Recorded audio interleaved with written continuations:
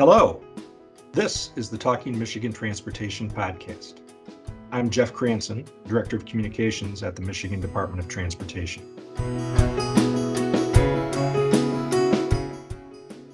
Today, we're going to focus on the next successful sale of Rebuilding Michigan bonds. First, I'll be talking with Patrick McCarthy, Finance Director at MDOT, and now a veteran of the podcast, and he'll explain why the market has been so favorable, and this is a really good time to close on another round of bonds to continue Governor Gretchen Whitmer's ambitious plan to rebuild as many Michigan freeways as possible. And secondly, I'll be talking with Suzanne Shank of Siebert Williams Shank Company. She's a president and equity owner and has managed several MDOT bond sales in the past, and she'll give us the perspective of a financial services firm. So again, first, I'm with Patrick McCarthy, who is the Director of the Bureau of Finance at MDOT, a veteran of the podcast, and becoming quite a veteran of these bond deals. Patrick, thanks for taking time to talk to us about this. Thanks for having me, Jeff. So we're celebrating now the closing on the second round, or tranche, a word that I see that people in the world of finance like, of bonds to deliver the governor's Rebuilding Michigan program. It's another $800 million in principal, and the proceeds are once again topping $1 billion. So I guess market conditions have stayed very similar because those numbers are about the same as a year ago, right? Yeah, they're very similar to what we issued last August and September. We brought in a little over $1 billion last year on an $800 million principal, and we're doing the same thing with this second round or tranche of bonds for the Governor's Rebuilding Michigan program. Interest rates have stayed fairly stable over the last year, and our bond ratings have stayed consistent. We're a very highly rated issuer, so the attractiveness of the bonds that we're issuing is still there, and people are willing to pay a premium to invest in our infrastructure and our debt. I mean, overall, these, any offerings by a state department, a state DOT, seem pretty safe from a risk standpoint. That's why they're usually good investments. But talk about those ratings, I guess, and put those in context for us. Sure. Our Moody's and S&P ratings from this bond deal were at the very high end of the ratings that are offered by those agencies. A AA plus and an AA2 rating from both of those agencies.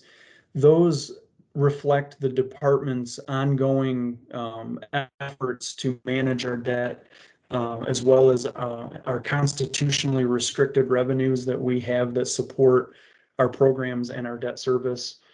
We have a very strong commission policy that requires us to never end up with more than 4 times coverage on our bonds, meaning that we would never spend more than 25% of our revenues on our debt service, which is even more stringent or strict than what the Constitution or Act 51 allows, which is allowing us to spend up to 50% of our revenues on debt service. So the rating agencies are reflecting that strong debt management and our strong revenue sources with the positive ratings that they give us when we go to the market. So when you talk about that policy that dictates the 4 times coverage, that's the State Transportation Commission that authorized this sale of bonds in the first place. You're an accountant, kind of risk averse kind of guy, and yet you've been, an advocate of this because of market conditions and the ability to get money now at low interest rates and stretch it out. And we've talked about how, the debt that we're incurring by doing this bonding is really nothing compared to the debt that we're heaping on future generations by letting the system continue to crumble. Could you talk about what has made you, a supporter of this plan? Sure, absolutely. As we've been stating for as long as I've been with MDOT, we just don't have the revenues coming in to support keeping our roads and bridges in the conditions that we are intending to, or that we would like to, keeping them at 90% good and fair condition. And every year that we don't invest an appropriate amount of money in our roads, they will continue to decline, causing us to have to spend more and more money to repair them. The maintenance gets more expensive, and then when it is time to replace them, they're significantly more expensive than if we'd kept them in decent shape. So the interest rates that we're paying on this Rebuilding Michigan debt is going to average about 2.3%, which is remarkable. When we were issuing bonds 10 and 15 years ago, we were paying closer to 5% interest to the investor in the bonds. So we're only paying this very minimal amount of interest. At the same time, these roads would end up costing us more every year as they continue to decline in condition. So taking this investment, taking these bonded debt proceeds and investing them into these 49 projects is really reducing the citizens' delay time while they're driving around. It's preventing the department from needing to go out every 3 to 5 years to do pretty heavy maintenance on them and not really fixing them with a long-term fix, which is something that the director has pointed out, that sometimes the roads look great after they get done with the work on them, but we just did a fix that we could afford to do with the resources that we have available.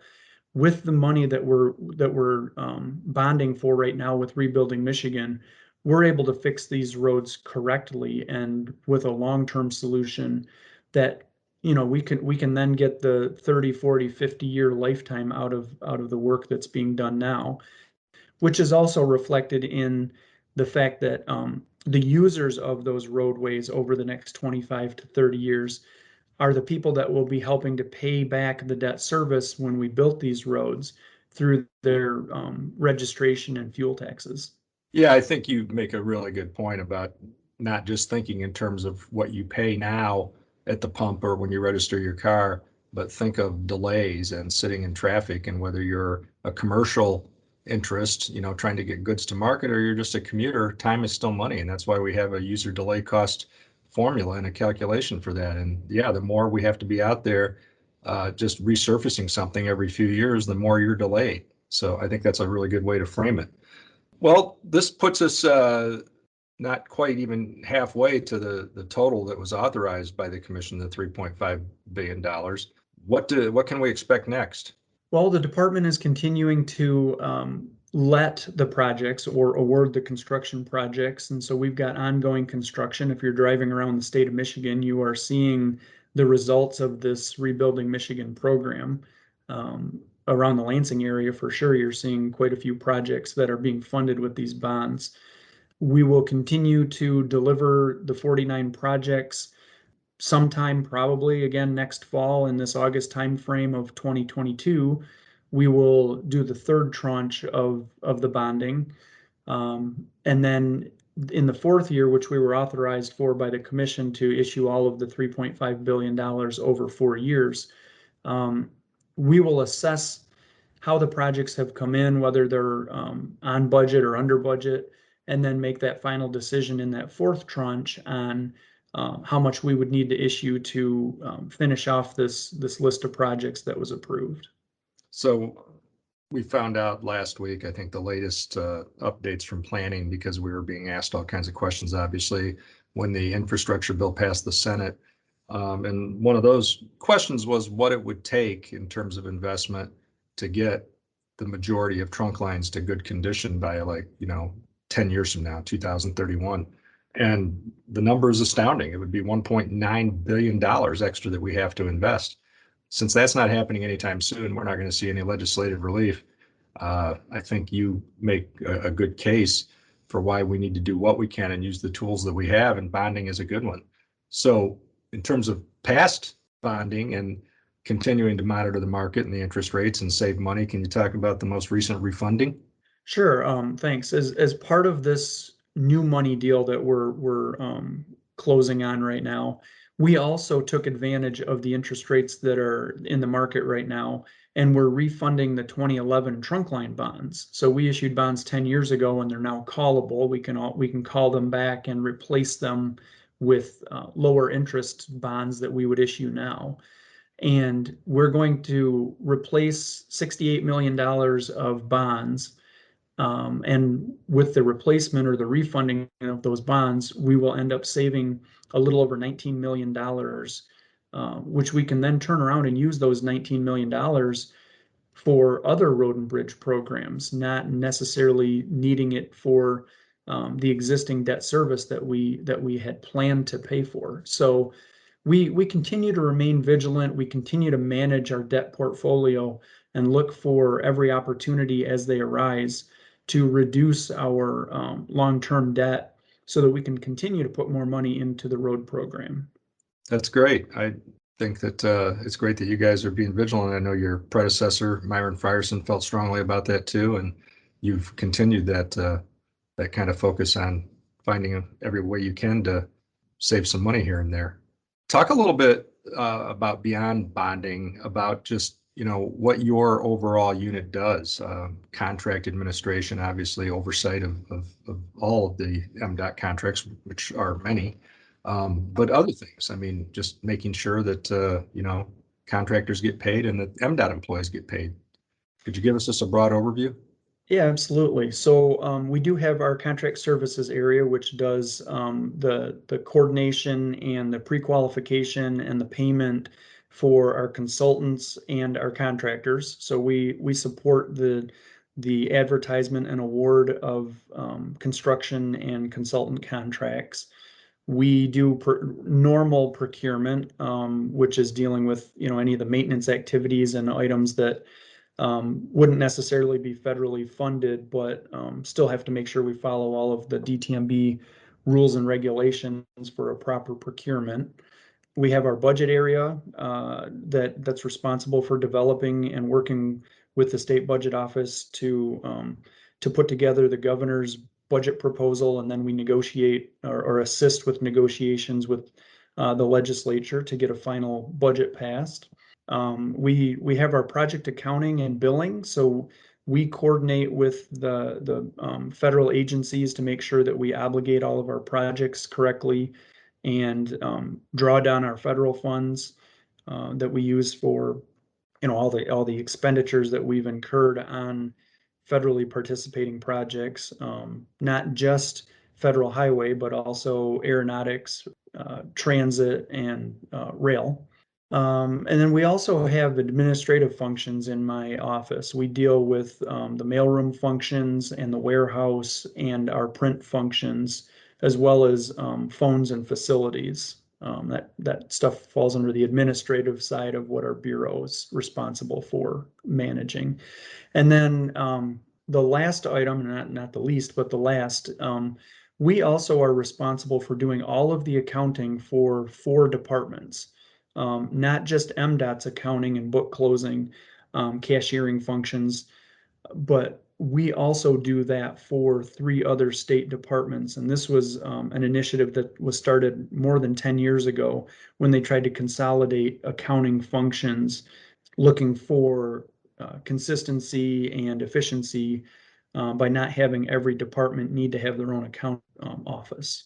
Well, thanks, Patrick. That's a good overview, and I think it's good to peek behind the curtain a little bit and let people know some of the behind the scenes things that go on to make the system work. So thank you once again. Thanks for having me, Jeff. I appreciate it. Okay, and I'll be back in just a minute for my conversation with Suzanne Shank about the financial processing of this bond deal. If you need to get out and stretch your legs, don't forget about the annual Mackinac Bridge Walk. Make your plans to attend the walk on Labor Day and take in some of the best views in the state of Michigan on the Mighty Mac. For more information, go to MackinacBridge.org/walk.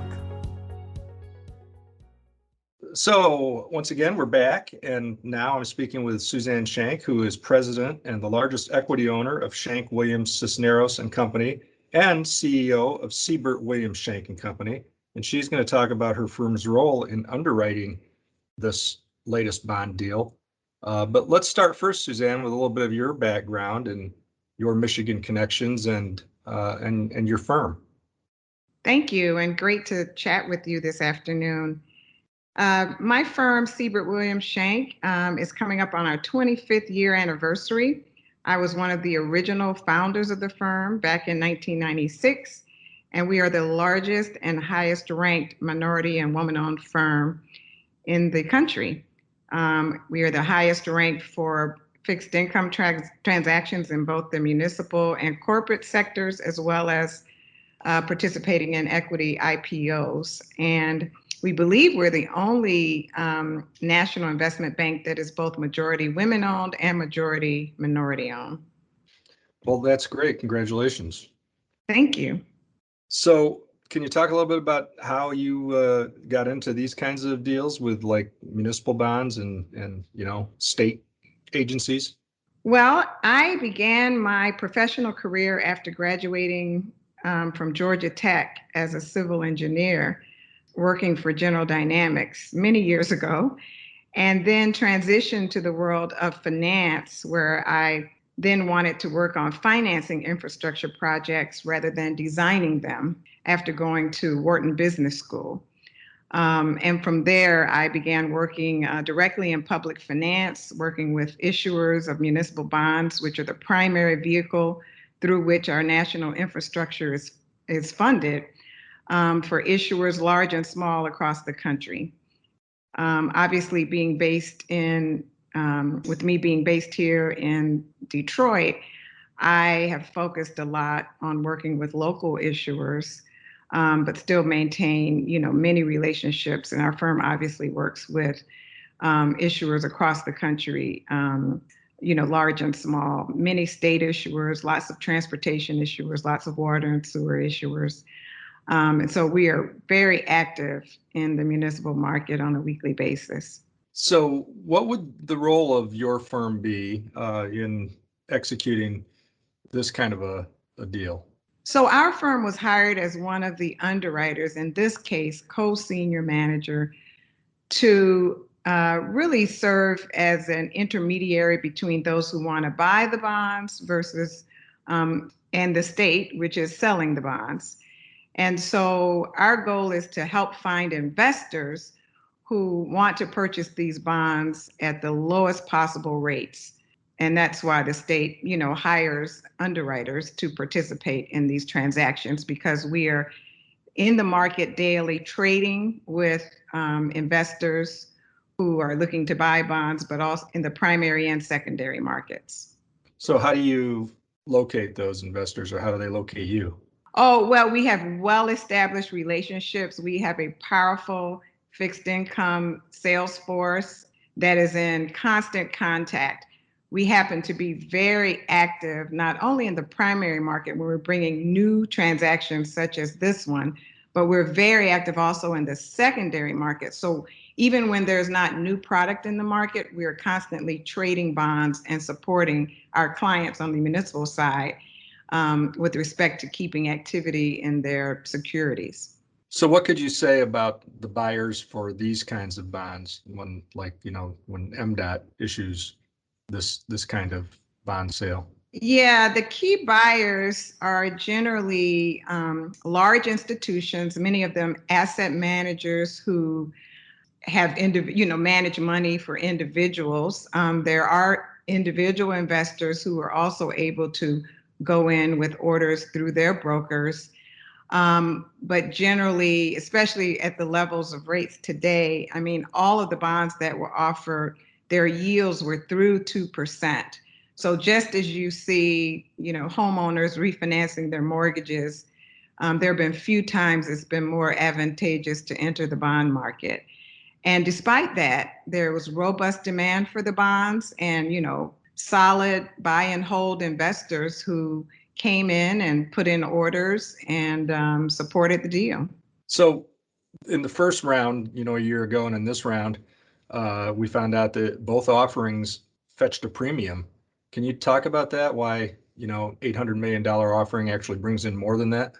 Well, it's sort of the way the business is working now. We haven't had a huge amount of supply. And as you've seen in recent days, the stock market has been off pretty significantly.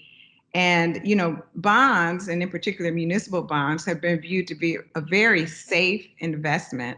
And you have the added kick of the tax exemption from both federal and state taxes. So there is robust demand for these bonds, and has been the case for many municipal bond deals that we've seen in, recent months. Well, that's great. I'm really glad that you're working on this for us, and sounds like we should look forward to a pretty decent market for a while, and hopefully for the next round of bond sales for rebuilding Michigan.